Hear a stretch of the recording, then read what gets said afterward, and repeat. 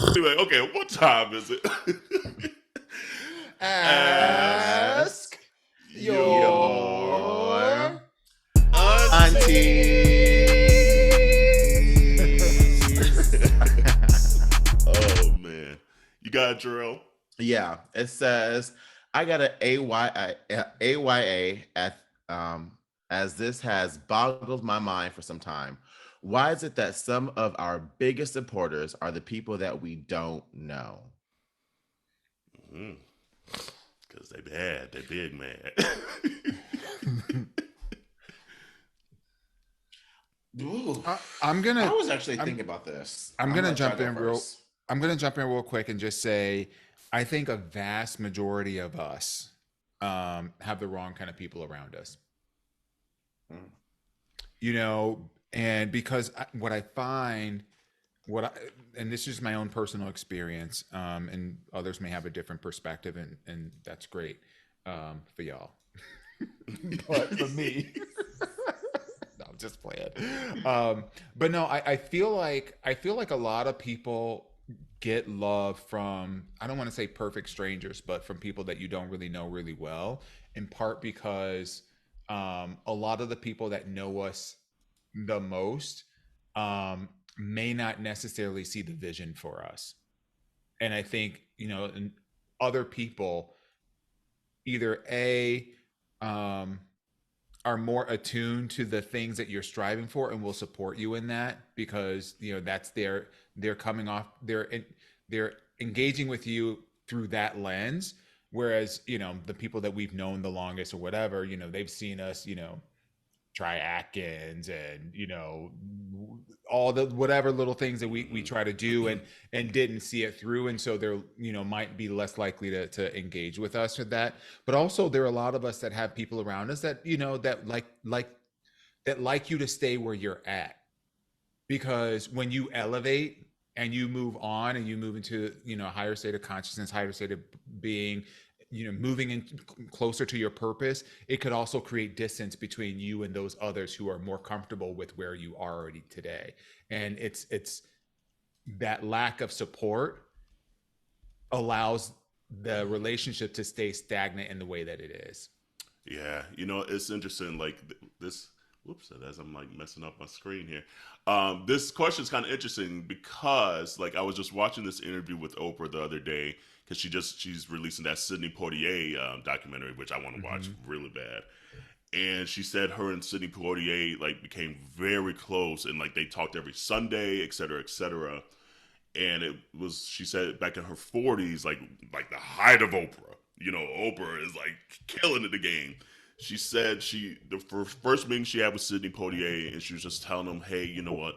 The black folks think I'm not black enough, and then I'm not supporting the black people. And why are you hugging this white person? Why you got this white person on your show, and this and that?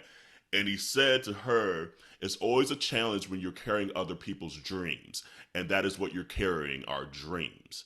And I was like, damn, that is so deep. And I Mm-hmm. think that fits on this, that sometimes folks see you doing what they wish they could, maybe that they don't have the strength to do or the time to do or the courage to do whatever, and you did it. And the only way they know how to react, unfortunately, may be hating and this and that and tearing you down because they can't believe that you got there and they can't believe that they could get there.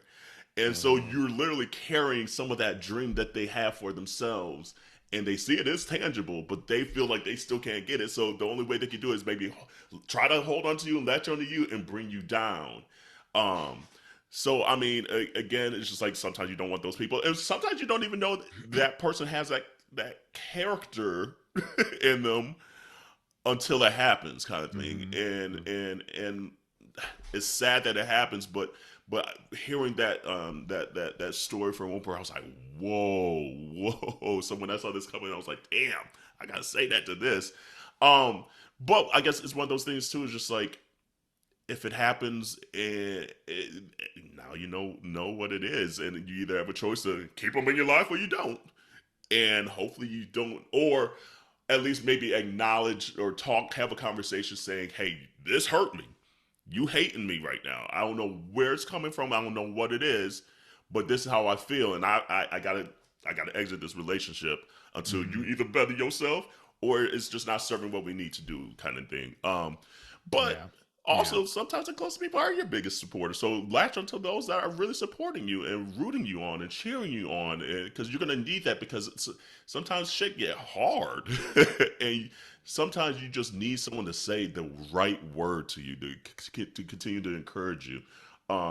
So as much as it's so easy to maybe notice those that are hating, at least acknowledge those that aren't as well, and maybe that'll kind of get you through and keep it moving, because there's just gonna be moments where you're gonna need that rooting. Yeah.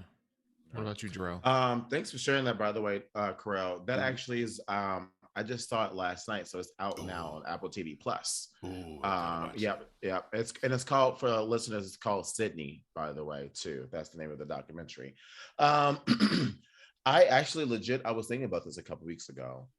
Just because, like, like we share about the podcast and stuff like that as well too. And like I pay attention to those who, consider themselves my friends and family and stuff like that, and how people engage and stuff like that. And honestly, for the longest time, it kind of bothered me that people who like, oh, I'm rooting for you, I'm in your corner, yada yada yada, but they wouldn't share, they wouldn't like, they wouldn't post or comment and stuff like that. But then I also have to realize though too, though, like, it may not be the people in your circle that's the issue, because in my circle, everyone has ambition and their goals may be different. So their energy may need to be focused there. And That's so true it's not too. that they're not rooting for me. It's that we got goals and they just don't align. And so this is where their energy is directed. And I had to remember, kind of like when we talked about a couple years ago about protesting, like there, people advocate in different ways, Mm-hmm. and people support in different ways too. It may not be in the way Mm-hmm. that you may want it, but as long as the people showing up for you in the way that the best that they can, that's like ultimately what matters the most, you know because I can't say someone that I need you to show up for me like this. And if you can't, then we ain't that, we ain't that close, because we got two different lives. And if our goals and where we're trying to go are two different ways, I can't expect for someone to go out their way to do that too. Even though I may be able to, that's me. I can't say or assume that they have that same time, energy, financial space, or whatever the case is to do that in return. But maybe when they do it in the way that they can. Maybe it is that text message being like, "Oh, boo, I saw your text. Yeah, I heard your podcast the other day. I really like this episode." Or maybe it's that one-off conversation where I'm not around, where they're like, "Oh yeah, I Right. got this friend that got this dope podcast, and that's how I got that one. That's how we got that one other Right. listener that didn't know about us." You know what I'm saying? So I had to really like stop and be like, okay, everyone around me isn't a hater. I just Mm-hmm. have to remember, like, the people around me, they actually they they got shit going on. They handling their business. And I can't expect for the people that I love and care about to stop handling their business to do business for me, you know. Because if I couldn't do it, I would be mad if they were on me being like, well, you a hater if you're not doing this for me. Like, I Mm-hmm. show up when I can, how I can. Yeah. Yeah. And I have to remember to give that grace to them in return too. I Yeah. also feel like I 100% agree with both of you all. And I also think that um, whenever you're doing something, you have no idea how that's touching and reaching people. Mm-hmm. Mm-hmm. And so, there may be something that you're doing, something that you said, something that you've experienced, something that you're going through, something you put out there in the universe that it touched somebody to the point that they now feel connected to you. Mm-hmm. And, that's very different than, your brother, your sister, your mother, your cousin, your, best friends or whatever that have these, long lasting relationships with you, because they're probably used to, Yeah. you doing Yes. Your whatever, greatness. whatever, Mhm. Like, oh, But we've like, been the new. Oh, we've been right. Since you were yay high, that you had this spirit in Right. you. We Right. knew you were gonna be called to greatness. Hey. Like, like we, and, and yeah. and a lot of times too is like the supporters that we don't know. Like a lot of times, especially like if you're doing entertainment and things like that, that's what you're trying to do. You're trying to hear that roar a little bit. Yeah. And so it's almost a mirage in a way.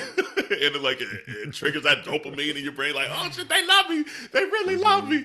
That it's literally a one-off moment for them, and they about their day, and they might be talking shit about us or you That or part. them, and you don't even hear about it, And so for the comments asking why we aunties, that's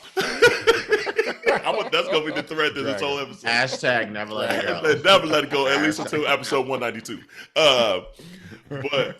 But so it's just like sometimes don't get caught up into the mirage of thinking that everyone's supporting you when you really do have someone that's really supporting you next to you and they just there all day, every day. So you kind of almost get blinded by the day in, day out support that they're actually doing, Because those other people who you don't know, the moment you fuck up, they're gonna be the ones who be like, that bitch got to go.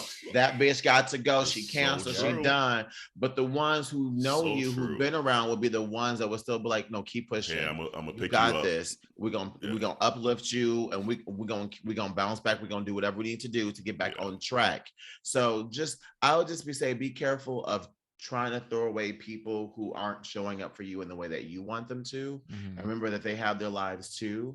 And just know that, the people who are supporting you that you don't know, that's the whole point of why representation matters, and why we talk about how, why this podcast matters and how we came to be, is because you want to see people who look like you, or who you may connect with to some degree, to some level, and that's okay too, but it doesn't have to be the exact same thing, that exact same feeling from people who know you from jump. They've been new, and if they don't know, then I would be questioning them. They'd be like, if you don't know, you could do that. Right. I do feel like the way that the question's being asked, though, they're really trying to figure out why the people that I know that I'm closer with don't support me enough. And I think, Terrell, you're hitting it on the nail there. I think, it's that notion of, it could either the support that they're giving is not matching up to what your expectation is, and that it's warranted to reevaluate what expectations you're putting on the people that are closest to you.